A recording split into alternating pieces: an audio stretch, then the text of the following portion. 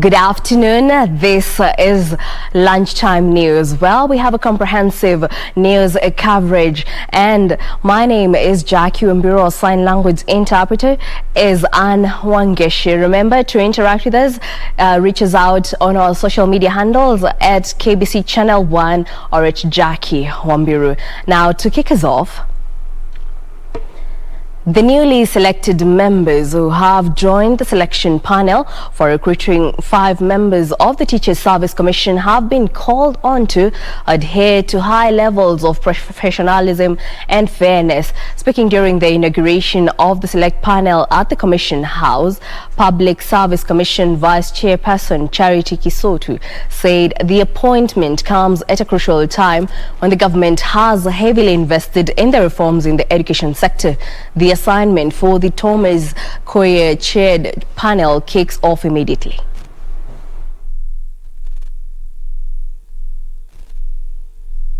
Unauthorized persons or otherwise.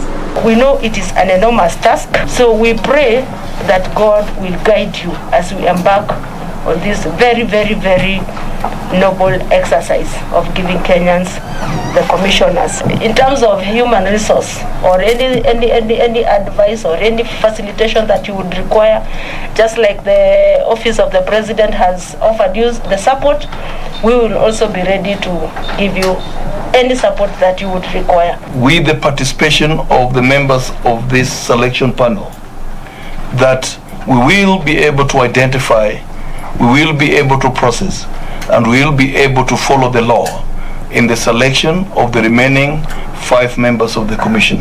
And so we pledge to carry our duty without fear or favor and observe the law. In other news, a selection of a section of residents from Ikolomani village in Kakamega County have decried increased cases of insecurity in the region. The residents say theft of livestock has increased exponentially over the last couple of months, calling on security apparatus to move at speed and contain the vice. Ikolomani village, Kakamega County. Residents have converged to brainstorm on how they can unite against the runaway rate of crime in the area. A carcass believed to be of a stolen cow rots nearby, a piece of evidence of what they have had to deal with in recent months. Kaniende nikamua kwa sababu nilikuwa nakamua nikapata ng'ombe sote hakuna. Sasa kutafuta nikakuja ikaonekana ya kwamba tuko mcha mwingine akasema alikuwa anaenda ng'ambo na ng'ombe iko kwa mdaro hapa. Kukucha tunapata ng'ombe moja wameua, wametupu kwa mdaro na ingine wameenda nayo. Imekwisha tu siku chache hivi vile wameiba ng'ombe 3, sijui wanapanga mpango gani. Theft of livestock has become rampant here. Almost everyone has lost an animal or 2. Ambao yuko hapa hatuwezi tukasema inatoka mbali. Hata kama inatoka mbali, kuna genge ambao yuko hapa inafanya plan ya kuleta hao watu kuchukua hizo ng'ombe. Usalama hapo iko mbaya kabisa. Watu wanaenda, watu hata za zingine wanapatikana wamekufa, hawana usalama vizuri. They say should there be no respite, they may be forced to take the law into their own hands. Reporting for Lunchtime News, my name is Jackie Wambiru. Well, still on matters of security, the business community in Isle is calling on security apparatus to address the rising cases of insecurity in the area, among them the abduction of young girls for ransom. Speaking during the inauguration of Supreme Council New Leadership Chair Haj Ahmed Yare, the leaders said they are ready to team up with the government to enhance security in the commercial district. This was a gathering to inaugurate the Supreme Council New Leadership Chair of Isli Business District Association, Haj Ahmed Yare. During the meeting, the business community challenged security apparatus to bring to an end the rising cases of insecurity in the area, citing the emerging trend of abduction of young girls in the area for ransom. The new leadership expressing their commitment to support the security apparatus deal with the criminals. We shall continue to collaborate with you to further improve and sustain peaceful environment. Without peace, there's no business. Without peace, homes and families are not safe. Yare lauded the security officers for their swift action to free the kidnapped Isli business lady who had been taken hostage recently. I wish to thank the security officers for their swift action to free the kidnapped Isli business lady Hafsa Lukman. I understand that also this morning Hafsa Abdi has been also rescued. We thank you for the enhanced security and pledge the residents and deserve support. I congratulate the Kenyan Investigative Police Unit for rescuing the girl who was kidnapped a week ago, and also today penetrating and arresting the ring of people who are suspected to have been carrying out some of these kidnappings. He pledged to engage all relevant government authorities for the sake of business in the area. Under my leadership, I promise the association plan will continue to complement the government's effort and continue with the upgrading program. We are in discussion with the city county of Nairobi to procure fire engines as a matter of priority. Kitu ya kwanza ni kuhakikishia usalama yao. Because you cannot work well where there is no security. And we are going to assure you, we can assure you that we will still continue working with the new team. Kamkunji MP Yusuf Hassan, who attended the event, said he will lead in seeking a conducive business environment for the locals. In the last few days, if you have been following, a lot of action has been taken by the police. And I hope that this particular problem in the neighborhood has been brought to an end. Yusuf called on locals to support the government by availing information on any criminal gangs operating in the densely populated area. Moving on, a family in Makutana Ward in Cherangani, Trans Nzoia County is calling on the government to help it repossess a parcel of land which was allegedly sold by their father. The family alleges that their father conspired with the local administration to dispossess them of the land following some persistent wrangles.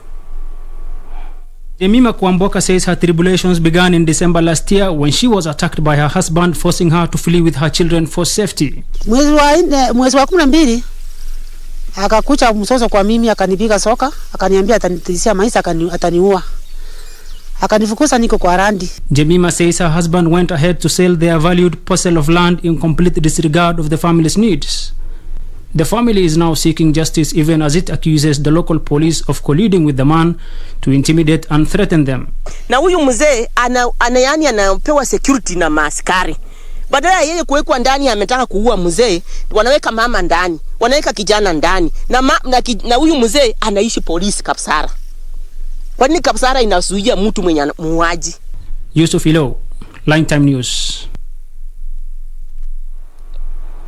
Now, over 300 students in Murang'a County have undergone training on how to eradicate poverty in their families through enhanced food security, healthy living and crime prevention.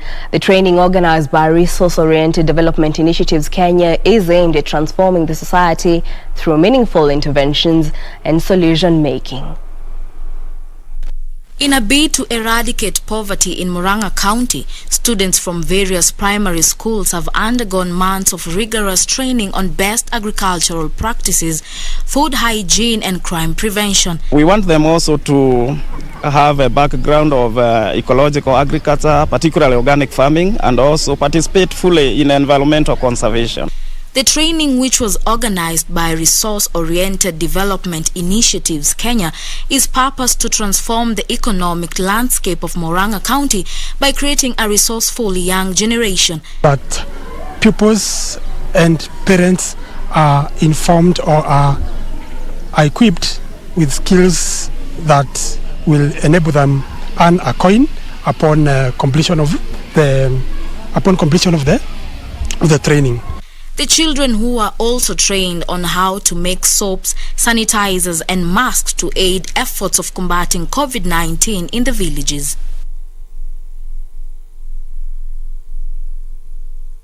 Well, on that note, we take a short break. Don't go too far. We'll be right back.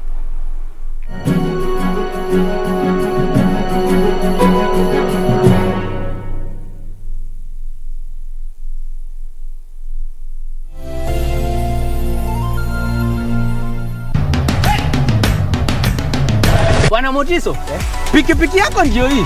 Uko shwani yangu. Hii pikipiki ni unakumbuka uniekelea the lowest unique bid yako ilikuwa ngapi? 18 shillings. 18 shillings. Na unajua kuendesha hii gari?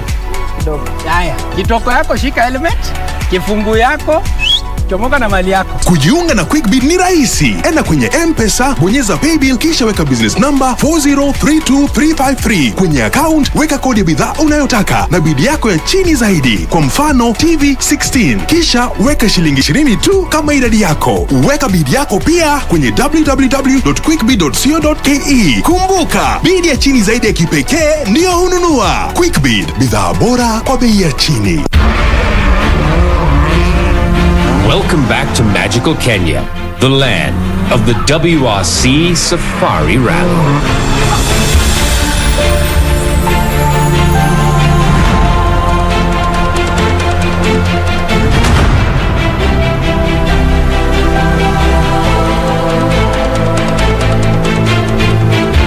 The WRC Safari Rally is back from the 24th to the 27th of June. Kuna vitu zingine sio bazu true, kama kuchokoza dem sio bazu true.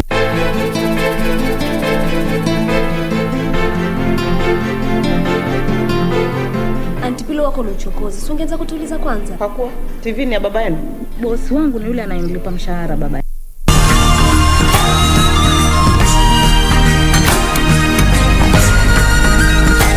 This week on the season premiere of Africa's hottest new show, Surura, beautiful. We take you on a safari in Kenya's capital, Nairobi. Get your adrenaline pumping and revving to go, and if that's not enough, we take you on a tour of what could possibly be the most photographed home in Africa. It's simply inspiring. That's all coming right up on Surura. Find your adventure, only on KBC.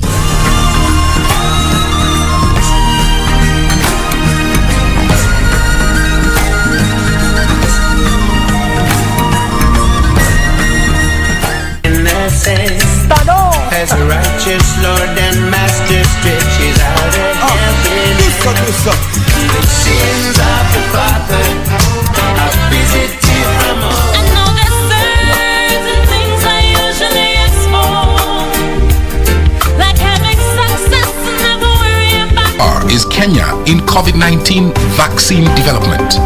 Is Kemri equal to the task? And how does the country rank in the global arena of medical research and innovation? This Monday on The Perspective, join me Tomboya as I host Kemri Acting Director General Professor Sam Karaoke. Hey, no stress, have some fun. For 5 years I've done a music show, and in the music show I've interacted with artists, and then I've also done music myself. And that first one, where our very own boy band Sauti Soul have put out the video for Rumba Japani finally. Kuna rumba ya juja, nani ya maboy, ukisaka mitumba, nenda rumba ya toy. And Harmonize is set to do a live virtual concert that he says will be the biggest ever done. Rumba Japani, no rumba. Hapa ni wapi? Tumezungukwa na mabanza kama chwani. Kuna mapevi, mapoko, pia mapichi. Na wanaseti michele kwenye.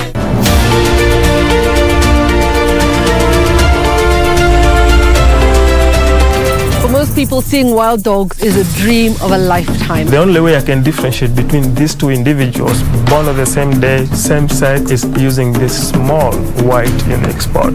Last night they only got a small prey, so they're hungry. That being killed all these packs within a span of 2 months.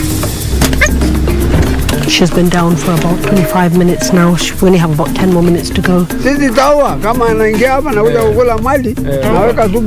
They could lose up to 20 animals in just 10 minutes.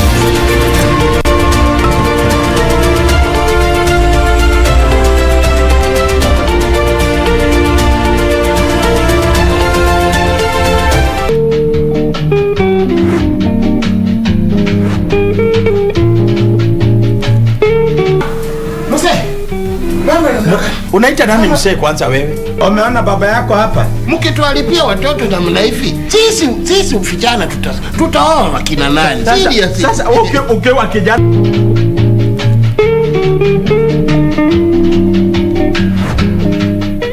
kuna vitu zingine sio kama kuchokoza dem sio.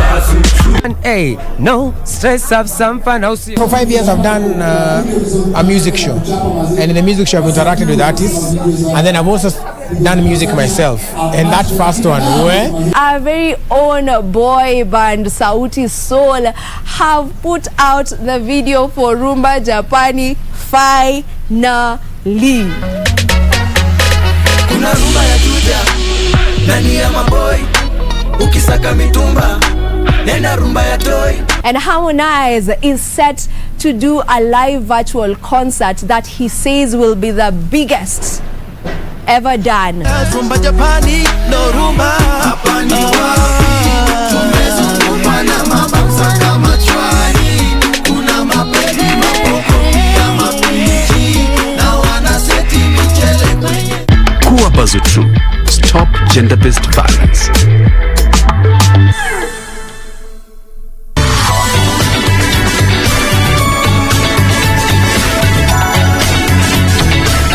He controls Shatian because he's his uncle. How can he control you as well? That's ridiculous. If I can win without actually having to go to court, why shouldn't I try?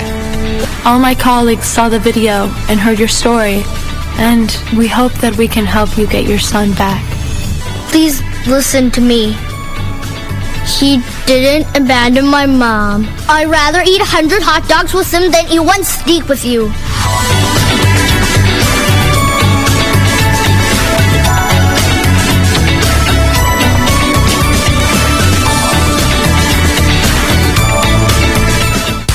Señorita, unachizisha bazenga. Señorita, figa yako yanikoroga. Señorita, Top Mashariki, yani ndio imesha take over.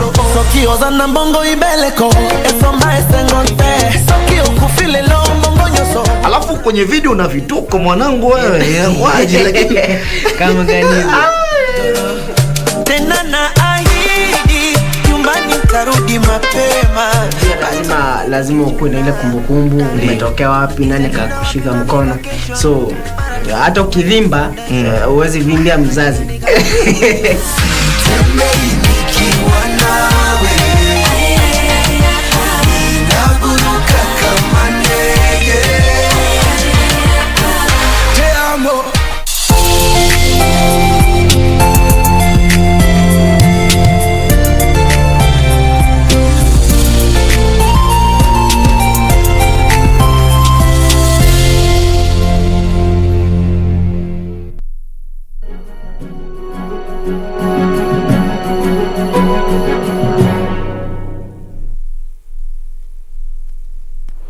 Welcome back. Now, fishermen in Fonyola and Budalangi constituencies have decried harassment by Uganda marine officials despite the presence of the Kenya Coast Guards.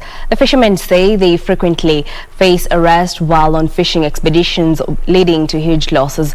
They now want the Kenyan government to intervene in the matter.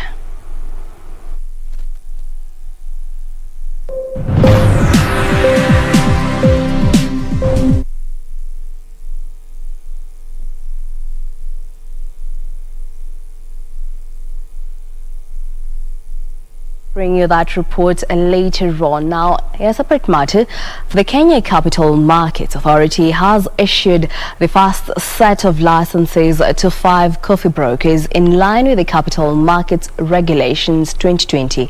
CMA Chief Executive Wycliffe Shamir says the licenses will allow the brokers to carry out the role of coffee brokerage services at the Nairobi Coffee Exchange. Markets Authority allowed coffee brokers to continue trading under all rules as they worked towards a full compliance of CMA regulations. However, in line with Regulations 8 of the Capital Markets Coffee Exchange Regulations 2020, marketing agents intending to operate as coffee brokers at the Nairobi Coffee Exchange were asked to apply to the authority for licensing before a July 1st, 2021 deadline. As a result, a CMA has issued conditional licenses as a commitment to ensuring that trading of coffee continues at the NCE without disruption even beyond the 30th June 2021 deadline, thus granting an extension of 3 months to the marketing agents currently trading at NSE for others to apply for the coffee broker license. Meru County Coffee Marketing Agency Limited has been granted a full coffee broker license, whereas other the aquaculture. And Kenya has rolled out a campaign aimed at increasing the consumption of catfish, tilapia and trout fish in 15 counties. The campaign by Aquaculture Business Development Program is geared at helping to improve the national fish consumption annually from the current 4 kilos per person to 10 kilos by the year 2030. The aquaculture production in Kenya has stagnated for a long time before peaking to 24,000 metric tons in the year 2015. However, through aggressive aquaculture initiatives, the government hopes to increase production to around 50,000 tons by the year 2030. Experts believe that Kenya has the potential to produce 11 million tons. We are looking at supporting the smallholder aquaculture farmers in the rural areas to do their business in a more efficient way so that they can it can be profitable and be a sustainable venture. As part of aquaculture development strategy, Kenya has mapped tilapia, trout and catfish to increase fish production in 15 counties. The Aquaculture Business Development Program National Coordinator Sami Masharia says this will be achieved through organized fish fairs staged in each interested community or cluster of communities. We want to move the farmer from the low production. At the moment, most farmers are between 10 and 50 kilograms production per year. But we want to move them gradually until the program is over. At the 8th year, we are having farmers producing up to a ton per year per farmer. Masharia says the farmers will be engaged in the identification of national icons as fish champions within the community to facilitate the production of fish production. Masharia says the farmers will be engaged in the identification of national icons as fish champions within the communities to facilitate the promotion of fish consumption. The ABDP is an 8-year 15 billion shillings funded program by the International Fund for Agricultural Development and the Government of Kenya, targeting 213,000 direct beneficiaries in 15 counties. Still in the world of business, Binance, the world's biggest cryptocurrency exchange, has been banned by the UK's financial regulator. The Financial Conduct Authority says Binance Markets Limited is not currently permitted to undertake any regulated activities without the prior written consent of the FCA. It has until Wednesday to comply with the ruling. Conduct Authority FCA has ruled that Binance, the world's biggest cryptocurrency exchange firm, cannot conduct any regulated activity in the UK. It also issued a consumer warning about Binance.com, advising people to be wary of adverts promising high returns on crypto assets investments. This comes amid pushback from regulators around the world against cryptocurrency platforms. The regulator also stressed that no entity in the Binance Group holds any form of authorization, registration or license to conduct regulated activity in the UK. However, Binance spokesman said FCA notice has no direct impact on the services it provides from its website Binance.com. BML is a separate legal entity and does not offer any products or services via Binance.com website.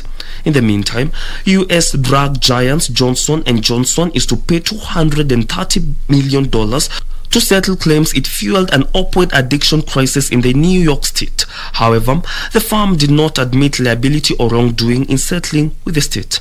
The payments remove it from a trial due to begin on Tuesday, in which several large opioid makers and distributors are defendants. J&J says the settlement were consistent with a prior agreement to pay $5 billion to settle U.S. opioid claims. Johnson & Johnson and the largest U.S. drug distributors, AmerisourceBergen, Cardinal Health and McKesson, have proposed paying a combined $26 billion to end thousands of opioid lawsuits. Finally, UBS Group Chief Executive Ralph Hammers told Swiss newspaper Blick that he sees the hit from collapsed investment fund Archegos as a unique event. He added in an interview, Archegos is not a systematic failure, but rather a unique event that can hardly find comparisons. UBS, the world's largest wealth manager, unveiled a $774 million revenue hit in the first quarter from the default of Archegos. Brian Munyoki, Lunchtime News.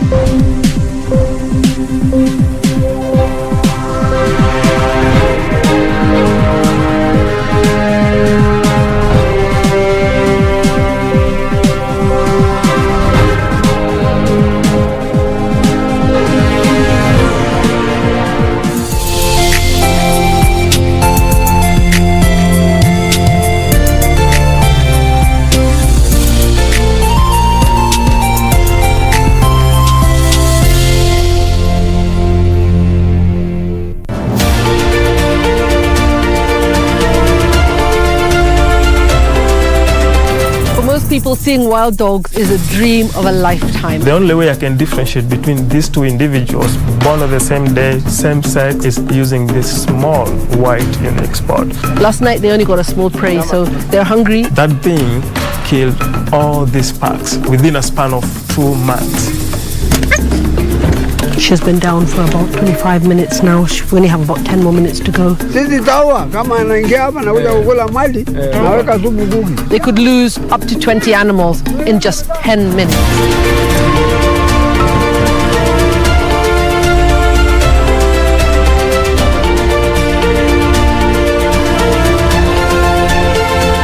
Quiero amarte de una forma diferente, de otro modo.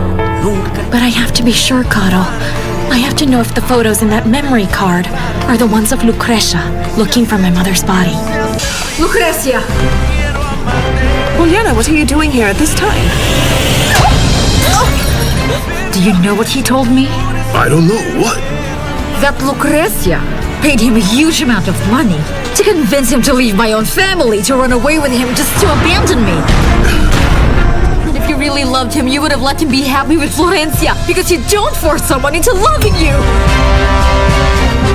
Quiero amarte de una forma diferente, de otro modo, nunca igual al de otra gente. How far is Kenya in COVID-19 vaccine development? Is KEMRI equal to the task? And how does the country rank in the global arena of medical research and innovation? This Monday on The Perspective, join me, Tom Boher, as I host KEMRI Acting Director General Professor Sam Kariuki.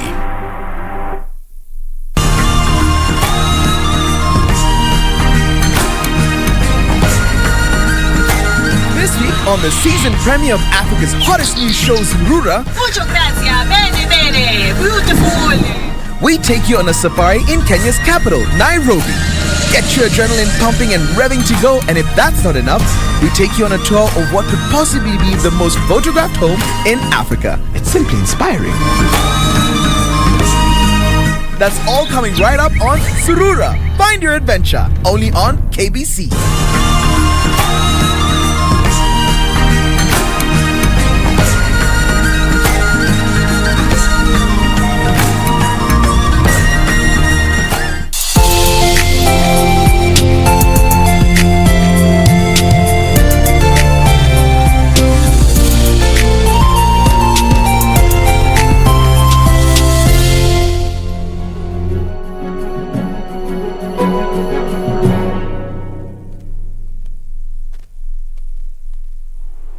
Welcome back. Now let's proceed. Farmers from Nyakenywa and Naivasha have refused to give way for the upcoming meter gauge railway from the inland container depot in Mai Mahiu to Longonot town. The farmers claim the National Land Commission failed to compensate them for land taken 3 years ago, and they will not accept any more promises. According to Joseph Gadoita, the National Land Commission was back demanding for land for the extension of the meter gauge railway line, yet it had not compensated them for their previous parcels. Ni miaka kama 3 inaelekea hatujapata kitu chochote. Sasa tunashindwa ukweli iko wapi. Na saa hii sasa wanataka kuchukua shamba ingine. Sasa tutakubali hiyo? Hatuwezi kubali hiyo. Jeremiah Nyaga, a landowner, said that they will not allow the new railway line to pass through their farms until they were fully compensated. Mtu anakwambia first hakuna hii makaratasi yako haijaingia kwa system, na tunafanya kazi na ile kitu iko kwa system na hakuna. Kwa hivyo inaonekana wananiambia wataweka hiyo pesa kwa hiyo makaratasi zangu zile watakuja naye tena ndio ni wakubali waingie kwa samba. Na siwezi kubali kwa sababu wanataka wafanye kama vile walifanya tena hiyo nini nyingine. Regretting the delay in compensation, Nakuru County Commissioner Erastus Mboi said that the government was keen to first establish the real owners and the value of the land before releasing the money, assuring the affected families that they would receive their rightful dues once the verification exercise is complete. Wamboi Otiende, Lunchtime News. In other news, the Frontier Counties Development Council is pitching for unity of the Somali community living in Isiolo ahead of the 2022 general election. Council Chief Executive Officer Mohammed Gulaid says such unity is vital for the meaningful development to be realized in the area and other frontier counties. Speaking in Isiolo town, Abdullahi Sharif, Chairman Somali Council of Elders, called upon the Somali community and other communities residing in Isiolo to live in harmony. Sharing the sentiments, Mohammed Haji, Chairman Isiolo Chamber of Commerce, said everyone irrespective of age and gender needs to be respected for unity to be upheld in the country. Kabila tano yote sisi tunakaa na amani na tutazidi kukaa na amani siku zote, mezi zote, maka zote. Kama sisi hapana kwa kitu kimoja na sisi tujieleze mambo gani iko, opportunity gani iko, kila mtu anakimbia kando yake, itakuwa ni shida. Mohammed Gulaid, Chief Executive Officer Frontier Counties Development Council, further added that the unity of Somali community in Isiolo was vital for any meaningful development in the area to be realized. Members of the Somali community had converged in Isiolo town to discuss ways of strengthening relations with other communities as well as development projects which are expected to be implemented in Isiolo and other neighboring towns. Jacqueline Masharia for Lunchtime News. Moving on, residents in several parts of Baringo County are staring at a possible food crisis due to drought that has been occasioned by lack of rainfall in the region. The locals say they have been forced to walk several kilometers in search of water and pasture for their livestock. Now, Baringo Governor Stanley Kiptis has directed the County Disaster Department to start distributing water to affected regions, even as he urges the national government to immediately address the looming disaster. A few months ago, residents of Baringo County were forced to abandon their homes after their houses were submerged in floodwaters. Fast forward, the residents are on the move again, this time in search of water. The heavy rainfall, which was experienced in the region just months ago, has been replaced by a biting drought. Vile mambo yamekuwa saa hizi ni mbaya sana. Mvua haijanyesha kwa miezi kadhaa. Na kwa hivyo hata wanyama wameanza kukufa, watu wengine hata wasee na pregnant mothers wameathirika kwa sababu hao wenyewe ni vulnerable. So naomba tu serikali yetu ya county na national government na sisi wote viongozi wote na any stakeholder ya Baringo County tusaidiane, tununulie watu wetu chakula, tununue maji ya kusambaza kwa kila shule, tuchimbe boreholes mahali inawezekana, na tufanye bidii tuhakikisha kwamba watu wetu wanakaa maisha mzuri.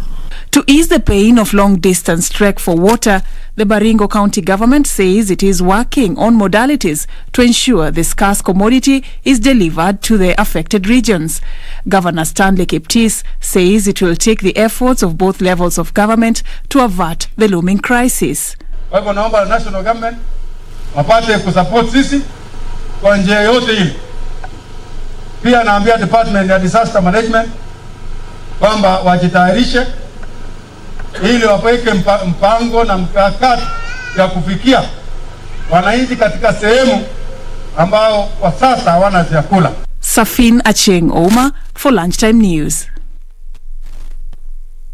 The decades-old land tussle at the Ndathini farm in Kiambu County is set to be resolved following a breakthrough in the production and issuance of land title deeds to legitimate landowners. Over 200 shareholders have received the all-important document, ending their 30-year wait for their legal document. As of back and forth, the land ownership row at the Ndathini farm in Kiambu County is said to be finally put to rest. Some 200 legitimate landowners can now breathe easy after they were handed their title deeds. The director of the Eden Park, Joseph Njoroge, says the ongoing digitization of land records will help resolve hundreds of similar disputes. Leo kampuni yetu ilikuwa inapea members wa Ndathini farm shamba yao na title deeds. Shamba ambao ni ekari 2,500 na tumepea watu 200 kulingana na kanuni za COVID-19 ambazo tumewekewa na serikali. Lakini leo tunakanyanga kwa miguu yetu, tunagusa title deed kwa mikono yetu na tunamshukuru Mungu sana. Ndathini ni real na tumepata title, na wale hawajamaliza title zao kulipa walipe ndio wakanyanga Ndathini farm vile mimi nimekanyanga. Now, over 100 former students of Moi Girls Senior High School visited their former cook and showered him with goodies at Sajironi home. Now, the former students said Kerenke Olena Kikoni served them with dedication and they owe part of their success to him. 70-year-old Kerenke Olena Kinoni, Moi Girls' former cook, was delighted to receive his unique guest in his home, Sajironi, Kajiado County. The retired farmer, a father of 9, was a cook in 1980s and 90s, and though semi-illiterate, he was respected in the Maasai community. He also played a father figure role to the girls and encouraged them when it was not a norm for a Maasai girl to join formal school. The former students, who included nominated Senator Mary, recounting their good old days with their cook, now turned farmer and the place he played among the Maasai community at a time girl child education was less regarded.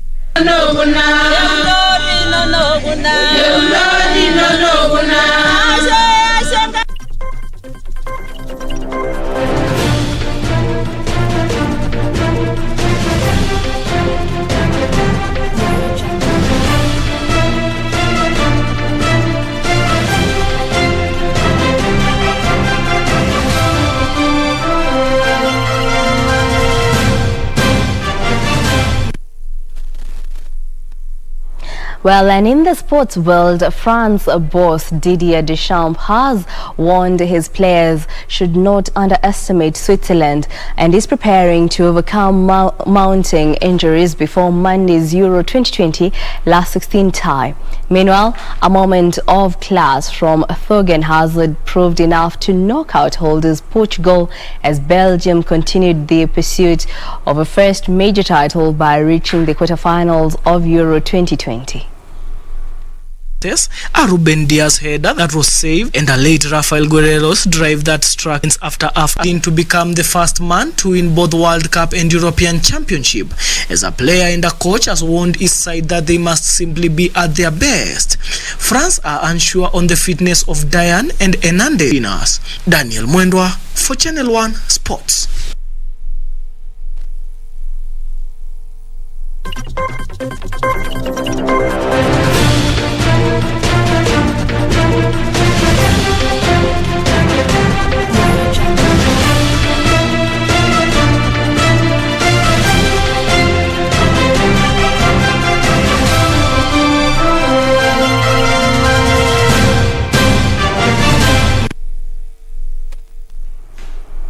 Well, that brings us to a close this afternoon. For more news, check out our website at kbc.co.ke.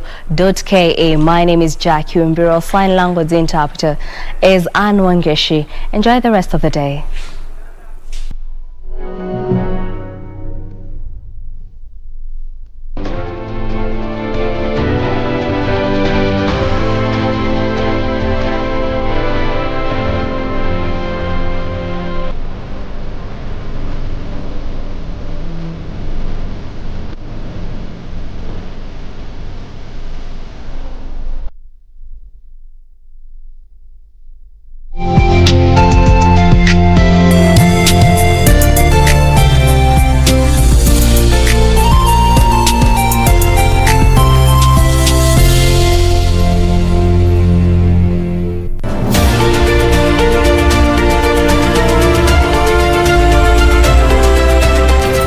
People, seeing wild dogs is a dream of a lifetime. The only way I can differentiate between these two individuals, born on the same day, same sex, is using this small white unique spot.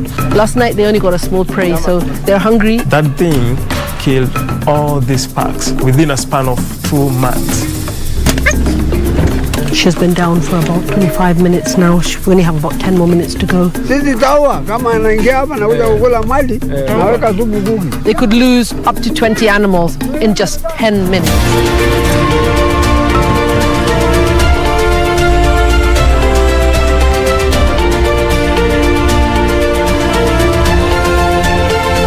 How far is Kenya in COVID-19 vaccine development? Is Kemri equal to the task? And how does the country rank in the global arena of medical research and innovation? This Monday on The Perspective, join me Tomboher as I host Kemri Acting Director General Professor Sam Kariuki.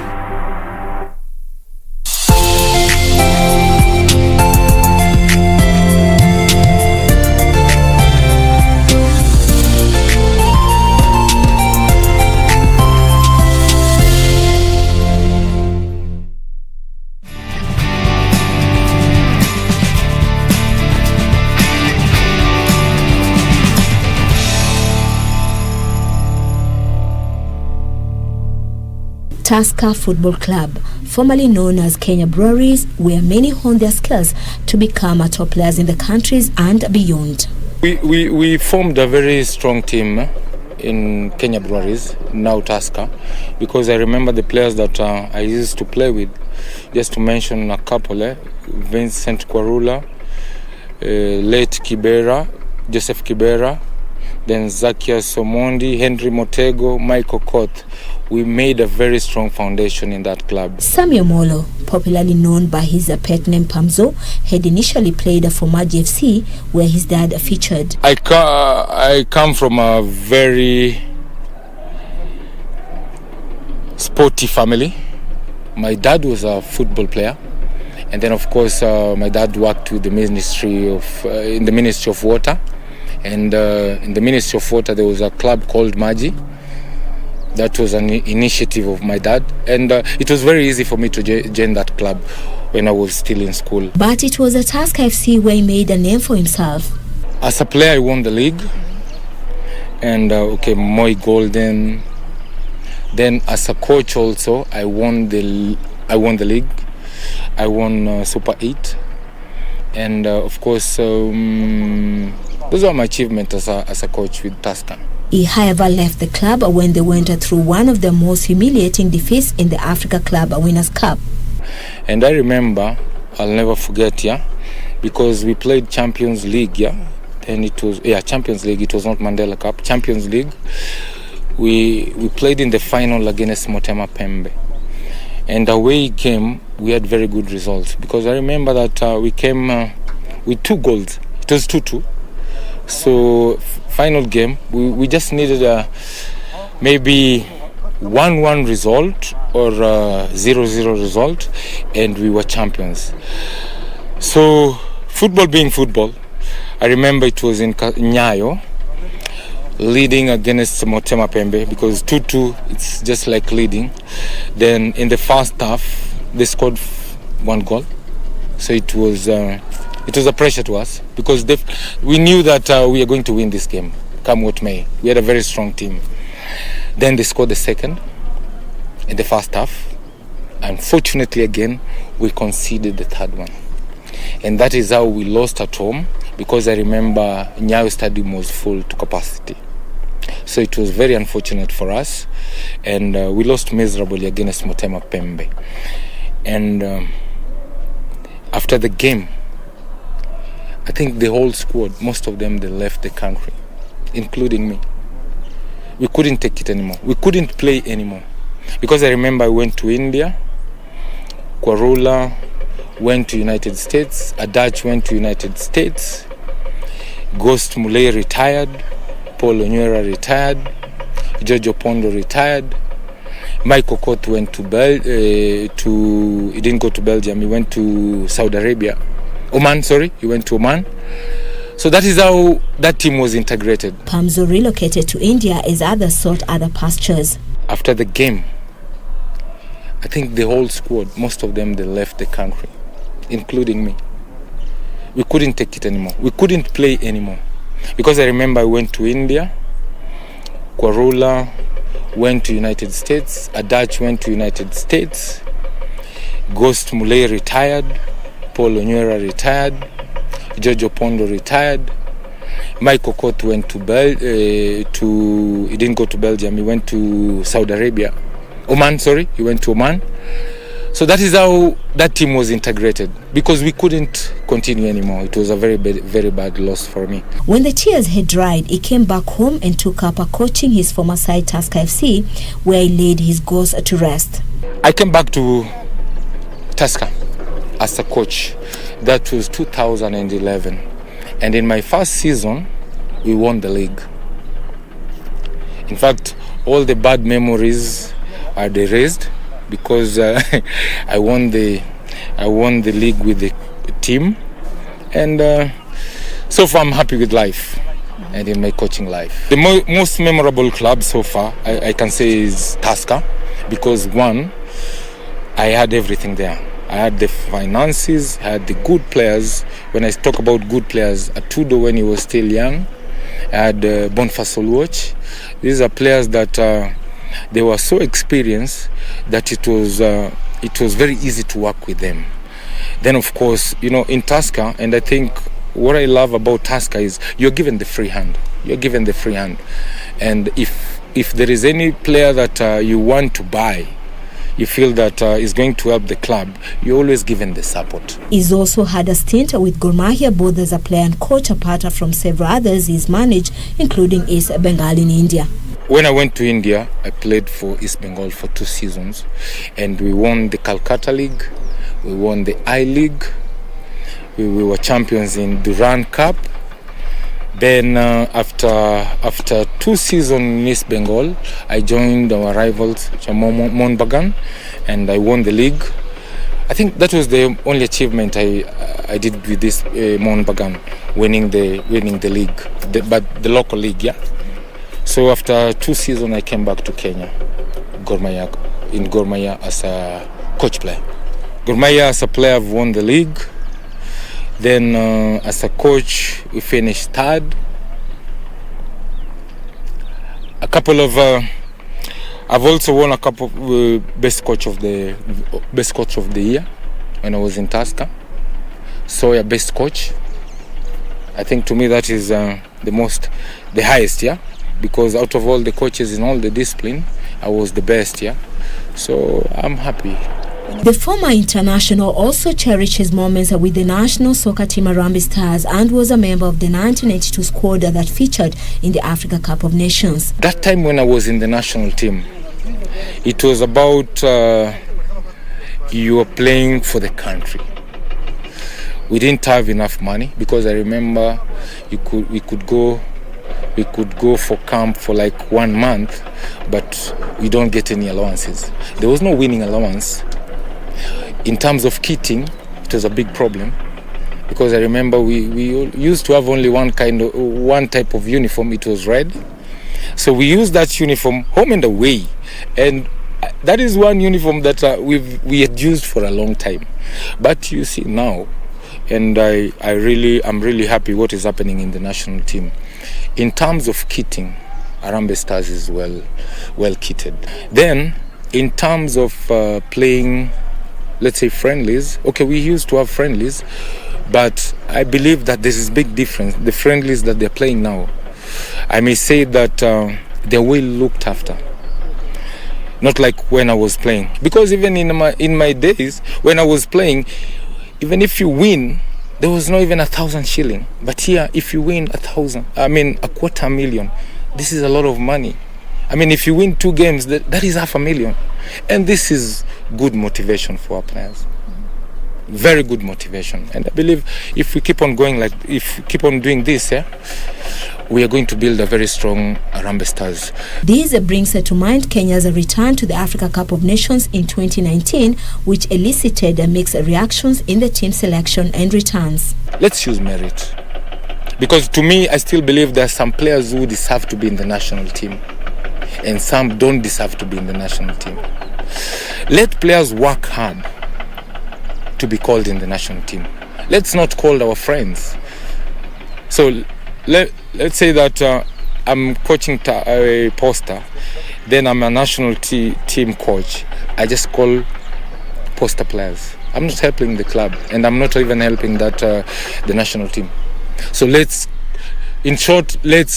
call players who deserve to be in the national team.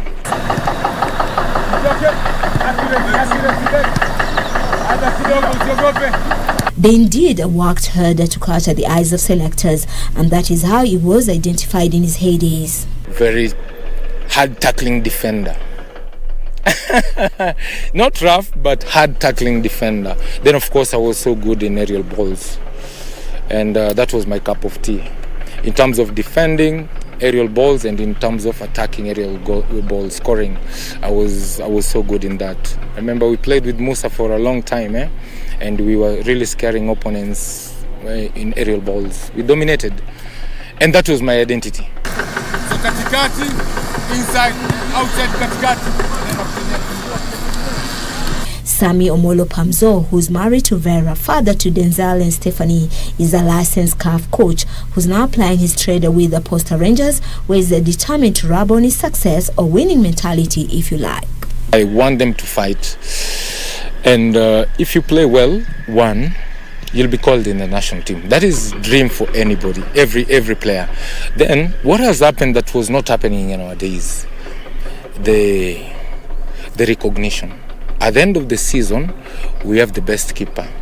At the end of the season, there is money for the best defender, money for best midfielder, striker, money for best coach, best team. These are good motivations, and I believe that we can get it. As Posta, we can always be on the podium. Football, it's about learning every day. And I think I'm one of those coaches who have learned the hard way, because sometimes as a coach you don't get the results you need or you want. And let me tell you, in Kenya we are very, very impatient officials. Once you lose maybe even 2 games in a row, they just plan about replacing you, which I believe it doesn't work. It doesn't help the club, and it doesn't help the coach. I believe that a coach should be given time enough to build the club, to know the players well, to install his philosophy. So sometimes you're not given that time, and that is always a big challenge, not only to me, but all coaches in Kenya.